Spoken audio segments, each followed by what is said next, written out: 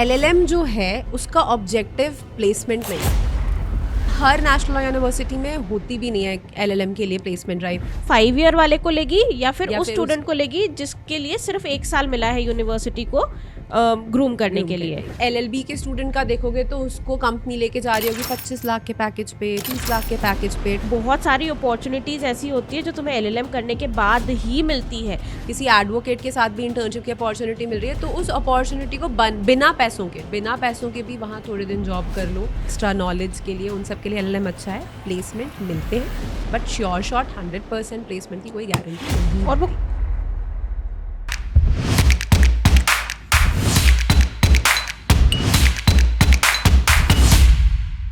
Hi guys, welcome back to the YouTube channel of legal edge after college. मैं हूँ मानसी। मैं हूँ अर्पिता। और आज हम डिस्कस करने वाले हैं एक और इशू जो तुम लोग रेस करते हो कि क्या नेशनल लॉ यूनिवर्सिटीज़ में अगर LLM करने जाएंगे तो क्या तुम्हें जॉब मिलेगा, और क्या सबको जॉब मिल जाएगा? Will you get 100% placement? So this is the question will be discussing today. तो देखो इम्पॉर्टेंट है, एंड वी नो कि LLM जितने बच्चे दे रहे हैं, ज़्यादातर बच्चों का सपना वही होता है कि कैंपस से ही प्लेसमेंट मिल जाए। हाँ. तो ऑन कैंपस प्लेसमेंट्स के सीन क्या होते हैं, ऑफ कैंपस प्लेसमेंट्स के सीन क्या होते हैं, इन सारी चीज़ों के बारे में डिस्कस करेंगे। फिर एक इशू ये भी है कि हम तो सिर्फ इसीलिए जा रहे थे कि हमें तो सिर्फ और सिर्फ प्लेसमेंट ही चाहिए था, हमें कुछ और चाहिए ही नहीं था। तो क्या ऐसा हो सकता है कि सबको प्लेसमेंट मिल ही जाए है ना? देखो, इसमें ना सबसे पहले एक चीज़ समझो कि LLM जो है उसका ऑब्जेक्टिव प्लेसमेंट नहीं है। LLM का ऑब्जेक्टिव है कि तुम्हारी रिसर्च इन्हांस हो और तुम अकेडमिया में जा सको, है ना? कि तुम अकेडमिया में जाओ, अगर तुम्हें पढ़ाना है तो तुम पढ़ाई में जाओ, तुम्हें रिसर्च करनी है तो तुम रिसर्च में जाओ। That is the objective of LLM, ठीक है? बट क्या इसका ये मतलब है कि तुम्हें कहीं प्लेसमेंट मिलेगा ही नहीं? तो वैसा भी नहीं है, ठीक है? तो there are colleges, there are national universities जो तुम्हें LLM में भी प्लेसमेंट की अपॉर्चुनिटीज प्रोवाइड करवाती हैं, ठीक है? तो नेशनल लॉ यूनिवर्सिटीज़ में जो Tier 1 नेशनल लॉ यूनिवर्सिटीज़ है ना बेटा, वहाँ पे आप LLM भले ही रिसर्च के लिए भी कर रहे हो, भले ही एकेडमिक्स के लिए कर रहे हो, तो भी वहाँ पे आपको प्लेसमेंट अपॉर्चुनिटीज़ मिलती हैं, है ना? यानी अगर आप LLM की प्लेसमेंट में बैठना चाहो तो आपको प्लेसमेंट में बैठने का मौका मिलता है। मौका मिलने का मतलब ये नहीं है कि प्लेसमेंट मिलता है ना?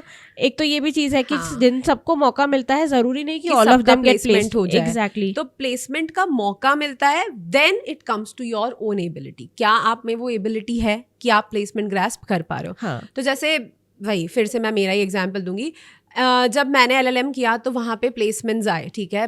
4-5 मतलब 3-4 लॉ फर्म्स से आए, टाटा मोटर्स से आया, फिर कंसीलियो से आया, तो ऐसे काफ़ी सारी जगहों से प्लेसमेंट्स आए और बहुत सारे बच्चे प्लेसमेंट में बैठे।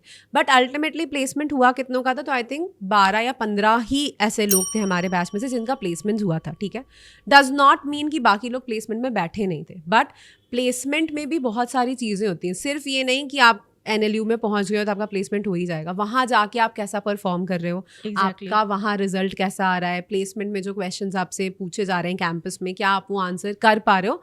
तो इन सब चीज़ों से फ़र्क पड़ता है। एब्सोल्युटली।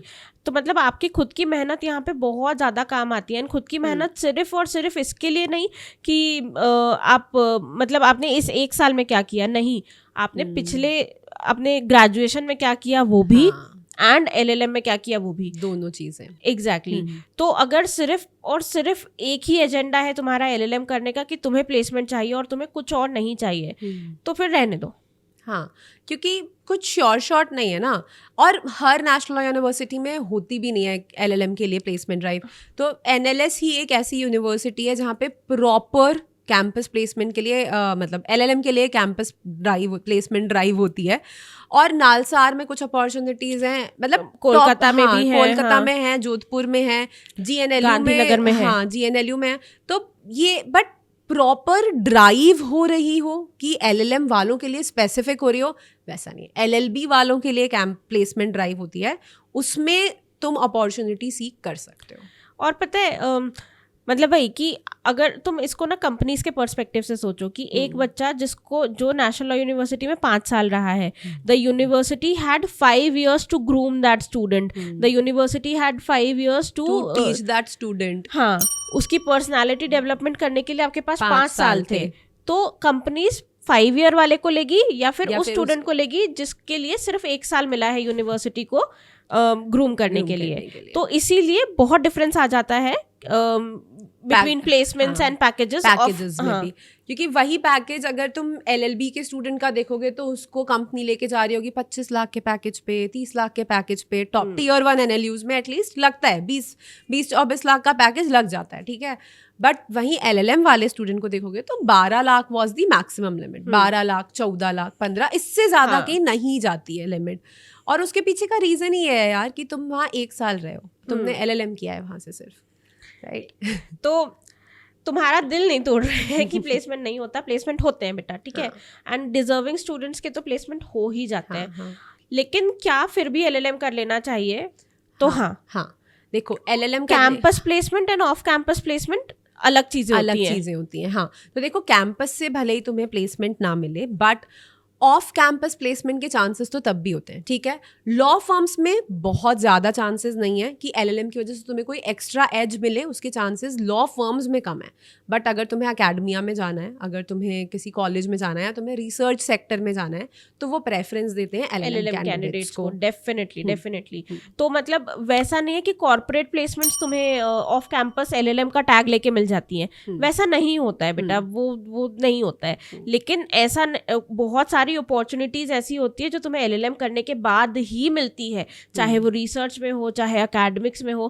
बिना LLM किए तो तुम्हें वो अपॉर्चुनिटीज भी नहीं मिलेंगी। एंड वो वाली अपॉर्चुनिटीज भी मतलब लेट मी से दिस वेरी क्लियरली कि वो अपॉर्चुनिटीज भी बहुत अच्छी अपॉर्चुनिटीज होती हैं। तो बहुत अच्छी, मतलब अकेडमिया में इस टाइम पे इतना ज्यादा प्रेशर फ्रेशर्स को भी दिया जा रहा है मानसी, कि हाँ जितना मतलब लॉ फर्म्स में भी, मतलब कुछ लॉ फर्म्स में उतना नहीं मिल रहा है, फ्रेशर्स को नहीं मिलता है। और ना देखो LLM से एक और चीज़ होती है कि कभी कभी मतलब लॉ फर्म्स को भी, अगर जैसे आपने किसी प्राइवेट यूनिवर्सिटी से या किसी छोटी यूनिवर्सिटी से अगर अपना LLB करा है और अगर आपका लॉ फर्म्स में जाने का मन है, वहाँ अगर आप अपना नॉलेज ऑफ लॉ फर्म्स को दिखा दोगे और अगर आप एक NLU का टैग दिखा दोगे, तो लॉ फर्म्स में भी एक आपको छोटा सा एज मिल सकता है, मतलब थोड़ी अपॉर्चुनिटी विंडो वहाँ पे आपके लिए ओपन हो सकती है। क्योंकि मतलब ऐसा ना कि बच्चे ने 5 साल BA LLB कर लिया, इसके बाद उसने IPR में या फिर कॉर्पोरेट लॉ में उसने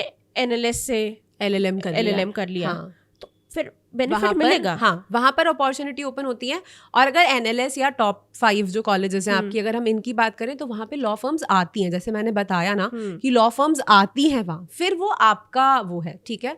तो आप ऑब्वियसली एक्सपोजर के लिए, एक्स्ट्रा नॉलेज के लिए, उन सब के लिए LLM अच्छा है, प्लेसमेंट मिलते हैं, बट श्योर शॉट 100% प्लेसमेंट की कोई गारंटी नहीं और होती, वो कहीं भी नहीं होती है, वो तो BA-LLB में भी नहीं होती, LLB में भी नहीं होती है ना। तो करो LLM, अपने स्किल को इन्हांस करने के लिए करो, सिर्फ और सिर्फ नौकरी और पैसे के बारे में सोच कर करो। आई नो कि बहुत ज़्यादा महात्मा जैसी बात लग रही होगी मेरे मुंह से एंड मैं महात्मा नहीं बनना चाह रही हूँ, but I am just telling you that should not be the sole purpose. तुम सिर्फ कैंपस प्लेसमेंट के लिए LLM कर रहे हो तो फिर मत करो। तुम अगर ऑफ कैंपस अपॉर्चुनिटीज एक्सप्लोर करना चाहते हो, LLM will definitely give you an edge. तुम अगर एकेडमिक्स में करियर बनाना चाहते हो, LLM is the only way you can get a opportunity and in research also. and in research as well.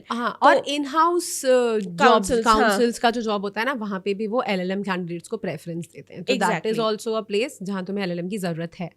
तो इसीलिए LLM करना चाहिए क्या, जॉब्स के लिए भी। हाँ, सिर्फ कैंपस प्लेसमेंट का सोच के मत करो, लेकिन जॉब्स के लिए भी अगर सोच रहे हो ना तो अच्छी चीज़ है LLM। It will give you a lot of options जो तुम्हारे पास सिर्फ BA-LLB के बाद नहीं होंगे। लेकिन अगर तुम्हें ऐसा लग रहा है कि तुम अपना कॉर्पोरेट लॉ में LLB ऑलरेडी कर चुके हो और तुम सिर्फ जॉब के लिए LLM कर रहे हो, तो फिर उस टाइम पे ना start doing internships, at least internships करो लॉ फर्म्स में कहीं पे। मतलब तुम्हें पैसा नहीं मिलेगा फर्स्ट 2 ईयर्स में तुम्हें पैसा नहीं मिलेगा, बट अगर तुम्हें कहीं किसी लॉ फर्म में इंटर्नशिप की भी अपॉर्चुनिटी मिल रही है, किसी एडवोकेट के साथ भी इंटर्नशिप की अपॉर्चुनिटी मिल रही है, तो उस अपॉर्चुनिटी को बिना पैसों के भी वहाँ थोड़े दिन जॉब कर लो, वहाँ एक्सपीरियंस गेन कर लो, उसको CV पे रिफ्लेक्ट करो, वो ज़्यादा बेटर ऑप्शन। एग्जैक्टली, वो फिर तुम्हारे लिए कॉर्पोरेट लॉ के और डोर्स ओपन कर देगा। ठीक है। तो आई थिंक ये वीडियो से थोड़ी क्लैरिटी मिली होगी. कुछ भी क्वेश्चन है तो do let us know in the comment section. And इसके अलावा प्लीज़ हमें कर्ज मत करना, हम तुम्हारा बुरा नहीं चाहते, हम तुम्हारा सिर्फ भला चाहते हैं. And please like share and subscribe. Take care of yourselves. Bye bye.